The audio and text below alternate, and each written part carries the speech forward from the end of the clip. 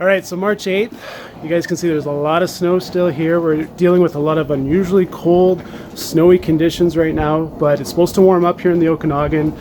I actually have my second student here. We have Kevin from South Africa. You guys are going to get to meet him at the end of this video. We're going to chat about what he's doing and his whole plan for coming here and what he's learned. What we're doing today is we're looking at getting Lab 2 cleaned out. Right now we have all our overwintered blocks in there. They're frozen. I have my flow hood taken apart. So I want to get this lab functional and we're going to start filling this with production. We've done our first batch here today, or we did it 2 days ago. And this is just a small trial of our master's mix. This is soy hulls and hardwood fuel pellets, but we're doing it a little bit different. Typically, we spread all of our sawdust and our soy hulls on the slab here. We add water, we mix it up, and then we let it sit overnight. And then in the morning, we've reached water capacity and then we bag it up. But we're looking to get Brad Kuhn's new machine, Odin, on our farm. He's gonna have the first 5 units available at the end of this month, and we're gonna have one of the first ones. And that machine is going to be able to use sawdust and soy hulls, or it can use pellets, or it can use Brad's combo pellet. It's very diversified in what it's capable of doing.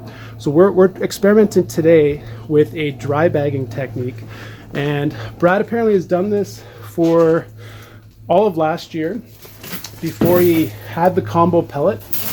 And we've actually added sawdust by weight with soy hulls on top, and then we added 50% moisture. So this particular experiment, we did 2.15 pounds of sawdust to 1 pound of soy hull, and we did 2.3 pounds of water, I believe. And we're just under 6 pounds. We're just under the 50-50 mix. And we actually had to figure out the moisture content of the sawdust, because our sawdust is sun-dried outside, but it's still going to have residual moisture. So then we had to figure out the moisture content of the sawdust, subtract that from the weight of the water, and add that to the weight of the sawdust to kind of figure out how much moisture to properly add to this. I'll leave the formula just on the screen right there, so you guys get an idea. But the really cool thing about Brad's machine is it can bag sawdust or it can bag pellets, and there's not a machine like this on the market. So I'm going to be showing you guys how this works when the machine gets here. Right now we're just trying to figure out how it works for my farm. So right now today we're going to get this lab going, because I'm looking to get lots of production started and really have a good spring and lots of mushrooms starting in April.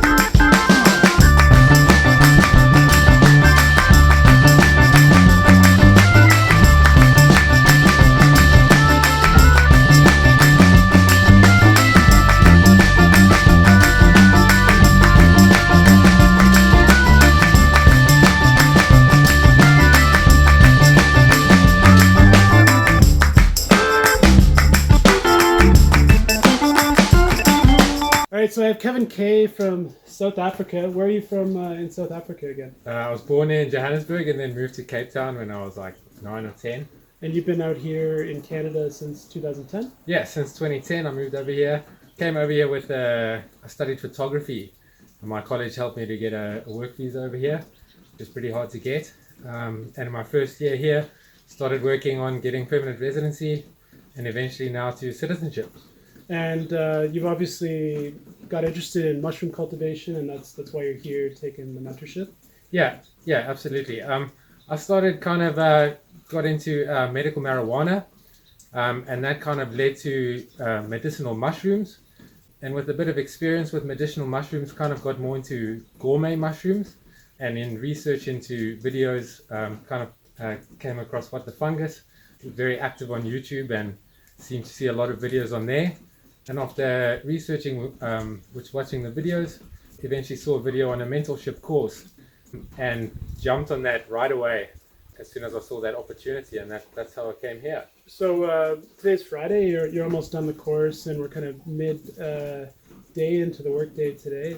It's a beautiful sunny day. I'm really enjoying today.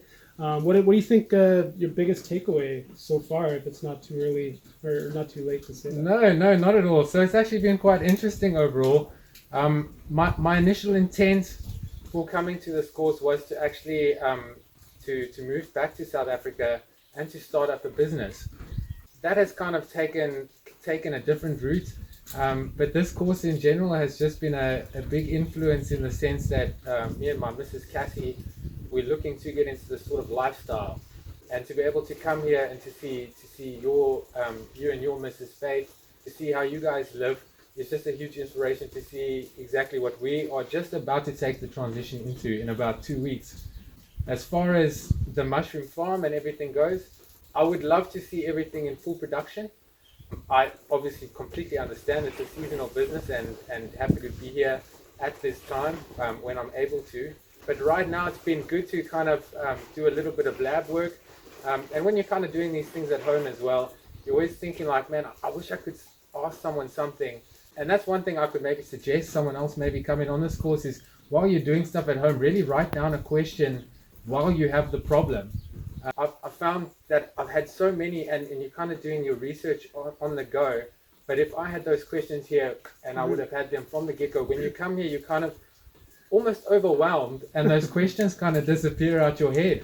But while you start doing work, they kind of come back and stuff. But that's why I say I would like to be in the full production where everything is going. But right now it's been good. Yeah, and we offer the program a little early in the season because it is beneficial to see how the farm starts up. It's crazy conditions right now. We're still working, and it's cold, and it's still snowy and wet, and it's not ideal, but that's farming. Really, the whole point of my course is it gives you a real realistic approach to starting a business like this, and you really get an idea of what's involved. Do you think coming here, your outlook of how you want to approach this business has changed, or do you think your experience here is pretty much as expected? No, I don't think it's changed as well. It's made things more concrete, because you kind of have. I think you have to start experimenting small. I think it's impossible to kind of just jump out. I think it would be possible, but you would come to a lot of roadblocks. But while you're starting small, you kind of have these ideas of how everything should look when it's big.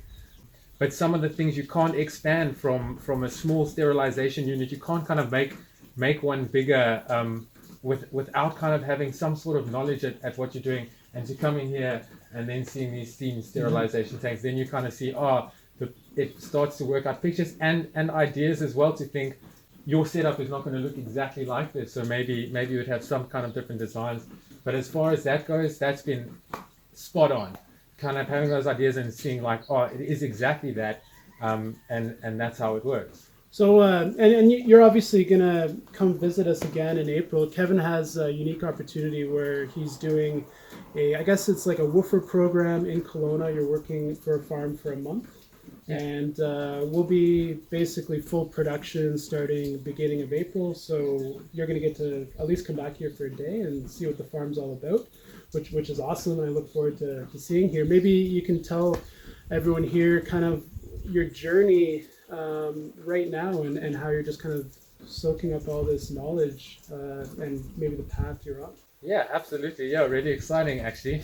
So as I say, me and my girlfriend Cassie, we've kind of just been preparing to set off in the next 2 weeks. So we got this opportunity to work on this farm for the month of April, and it's just it's on a work away. work-away website, and it's a volunteer program. So the host will be there, and they all kinds of farm needs, just different kinds of help. And we just we offered for our help there, so we're just going to go there and help them out whatever they need, and in return we get accommodation to stay on the farm. So it really works both ways, and as I say, a lot of experience for us. We're trying to work in the way of becoming self-sustainable. We understand that's not going to happen over the next year, 2 years. It's going to happen over a long time. But right now we're just in the transition phase, and we're planning on learning for at least the next 5 years by doing woofing programs and work-away programs, just to learn how to become self-sustainable and learning about farming mostly. Very into vegetable farming. Mushrooms is a great start for that as well. And yeah, ultimately that's what we're going to be doing for the next 5 years. It's just working on different farms and moving around, and ultimately hopefully setting up a piece of land and doing something like this. So yeah, Kevin's 29. I started this business when I was 29. And, you know, I think as long as you're willing to work hard, you can achieve anything. It's a good age to do it. You know, you don't really have too many attachments in your late 20s. It's a good time to really just sink in and start a business. So hopefully your time here was inspirational, and hopefully your journey that you're onto next is hopefully going to help and kind of give you some ideas of what you truly want to do. No, absolutely. No, thank you very much. I would just say, like, again, that it is just really awesome to see this going on, because you kind of shown one way to live life and kind of thing, but you're not kind of taught how to venture out and how to do things, and you just kind of have to do it. And again, I just can't say enough. It's just been awesome to come here. Yeah, and to be honest, like, but yeah, the best thing about my business here is I live on the farm. I get students like you from all over the world, and I do think that is the best thing about my farm is we get so many people from all over the world, and it really just pushes me to work hard. If you weren't here this week, I wouldn't be working in the snow. I'll tell you that. Yeah. But yeah, I'm so grateful for how many students have come to take my program, and it's all been through YouTube. So, you know, I'm grateful that you're willing to share your journey on here and hopefully inspire some people to even just venture out and get out of their comfort zone. Absolutely.